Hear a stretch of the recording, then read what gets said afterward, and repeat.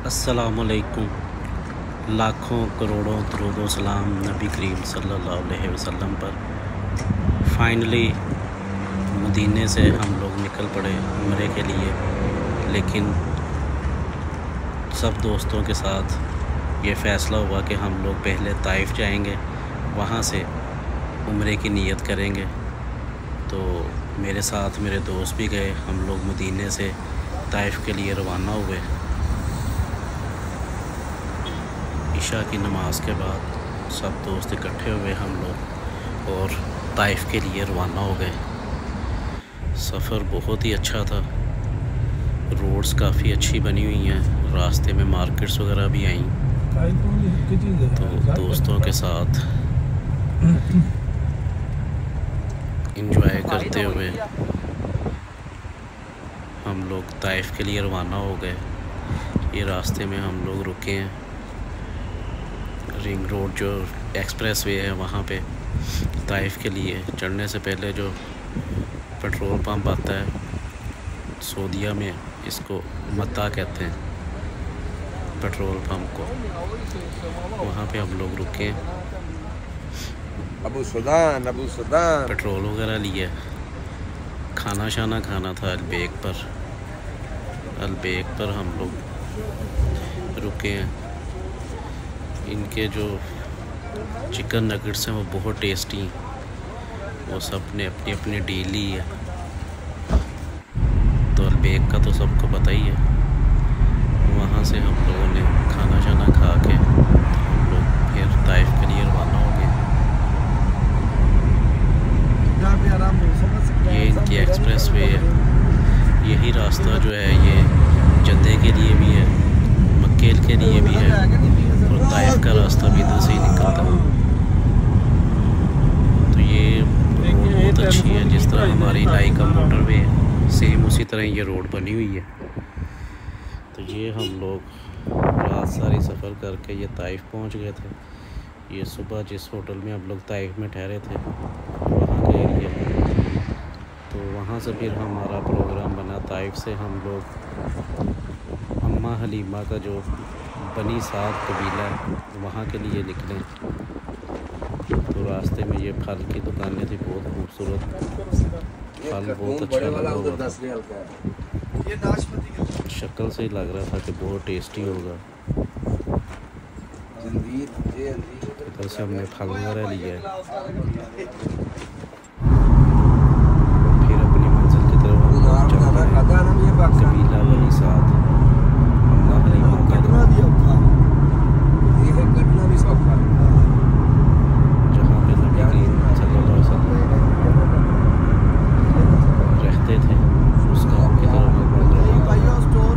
Taif city से तकरीबन 1 घंटे की ड्राइव है। रास्ता बहुत ही खूबसूरत है।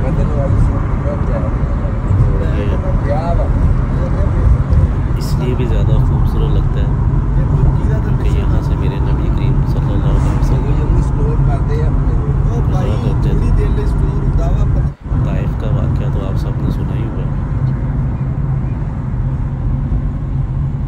तो यहाँ के जो लोग हैं वो बहुत मेहमान नवाज हैं, क्योंकि मेरे आका के लब से निकली हुई बात थी कि इंशाअल्लाह ताला एक वक़्त आएगा कि यहाँ जो लोग होंगे वो इस्लाम से माला माल होंगे, दीन से माला माल होंगे। ऐसा ही कुछ मंजर हमने देखा। होटल्स जो ताइफ़ में थे वो हमें फुल ही मिले थे, क्योंकि हम लोग जुमेरात को निकले थे तो फुल पैक था ताइफ़। ये खाने के लिए हम लोग रुके। ये खाने वाली शॉप के साथ ही एक बेडिंग की शॉप थी। मैंने वो सारी विज़िट की क्योंकि हमारा अपना काम भी बेडिंग का है। तो ये मैंने कहा इस शॉप को विज़िट करूँ। इसकी प्राइजेस वगैरह पूछी मैंने। वहाँ बंगाली लड़का था, उससे मैंने पूछा कैसा काम है आपका। कहता अच्छा काम है। खाना वगैरह खा के हम लोग फिर अपनी मंजिल की तरफ रवाना हुए। रास्ते में लेफ्ट राइट बहुत ही खूबसूरत और दिलकश मनाज़िर थे। ऊँट भी हमें काफ़ी नज़र आए। मानते नहीं है कि गलती कितना हुई है। काफ़ी दूर थे,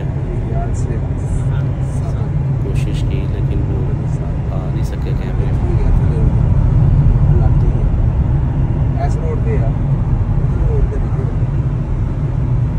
ये रास्ता बहुत ही खूबसूरत है माशाल्लाह।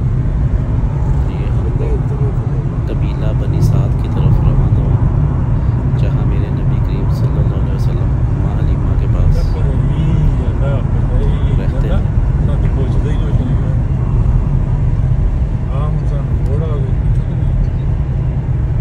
ये भी रोड बहुत अच्छी बनी हुई है। ताइफ से 1 घंटे की ड्राइव है और हम एग्जैक्ट उस जगह पर पहुंच चुके हैं जहां पे मेरे नबी करीम सल्लल्लाहु अलैहि वसल्लम माँ हलीमा के पास रहते थे। ये उनका गांव है, कबीला बनी साद। तो ये जो ऊपर से मैं व्यू आपको दिखा रहा हूँ, ये वो जगह है जहाँ पे नबी करीम सल्लल्लाहु अलैहि वसल्लम बकरियाँ चुराया करते थे। ये मैं आपको नीचे जाकर भी सारा दिखाऊंगा, क्योंकि इन्होंने ये सारी यहाँ पे ना बाड़ लगाई हुई है लोहे की, क्योंकि आपको पता है लोग बिद्दत की तरफ काफ़ी चले जाते हैं। तो एक जगह मैंने देखी, वहाँ से थोड़ी सी तार जो थी वो टूटी हुई थी। ये कुआं है जहाँ से नबी करीम सल्लल्लाहु अलैहि वसल्लम बकरियों को पानी पिलाया करते थे। ये तार जो टूटी हुई थी, हमने कोशिश की, हम वहाँ से चले गए सारे। ये हम लोग नीचे आ गए हैं। यहाँ पे आम बंदा नहीं आ सकता क्योंकि तार लगी हुई और गेट बंद है। तो वहाँ से एक जगह से तार थोड़ी सी टूटी हुई थी, तो हमने उसके नीचे से होके, मुश्किल था थोड़ा सा, लेकिन हम लोग पहुँच गए कि इतनी दूर आए हैं। तो वहाँ पे जहाँ पे नबी करीम सल्लल्लाहु अलैहि वसल्लम, ये एग्जैक्ट वो एरिया जहाँ पे नबी करीम सल्लल्लाहु अलैहि वसल्लम चहलकदमी किया करते थे और बकरियों को चुराया करते थे। ये वो कुआं है जहाँ से वो पानी जो है वो बकरियों को पिलाया करते थे। ये वो कुआं है, ये उसका अंदरूनी मंजर है सारा। इसको उन्होंने तार लगा के ना, बाड़ लगा के इसको बंद कर दिया हुआ है, ये सारे जो जगह को है। ये हम लोग तो काफ़ी नीचे उतर के, एक जगह से तार थोड़ी सी टूटी हुई थी, कटी हुई थी, वहाँ से हम लोग सब ये नीचे उतर आए थे। तो ये एग्जैक्ट वो एरिया है। ये टोटल इन्होंने बाड़ लगा के इसको बंद किया हुआ है। तो मैंने कहा कि अब यहाँ पे आए हैं, फिर पता नहीं अल्लाह ने ज़िंदगी में कब मौका देना है, तो जाना चाहिए। तो फिर हम लोग सब ये नीचे आ गए। ये सब दोस्त भाई मेरे साथ थे। ये असल में यहाँ पे सब काम करते हैं, तो इन्हीं की बदौलत हम लोग यहाँ पे पहुँच गए हैं। नहीं तो अगर मैं अकेला होता तो शायद यहाँ तक ना आ सकता, क्योंकि इन्होंने ये सारी जगह देखी हुई थी। तो ये इनकी मोहब्बत है कि ये मुझे भी इधर लेके आए। इन सब ने भी नीयत की थी कि हम आपके साथ ही जो है वो उम्रा करेंगे। इस वजह से मैं थोड़ा सा 2-3 दिन मदीने रुक गया था, फिर इनके साथ ही गए, क्योंकि इनको जुमे वाले दिन छुट्टी होती है। जुमे की रात का हम लोगों ने प्लान बनाया था उम्रे का, उससे पहले ताइफ आ गए। ये सारी वो जगह है जहाँ पे नबी करीम सल्लल्लाहु अलैहि वसल्लम रहते थे, जहाँ पे अम्मा हलीमा का घर भी था।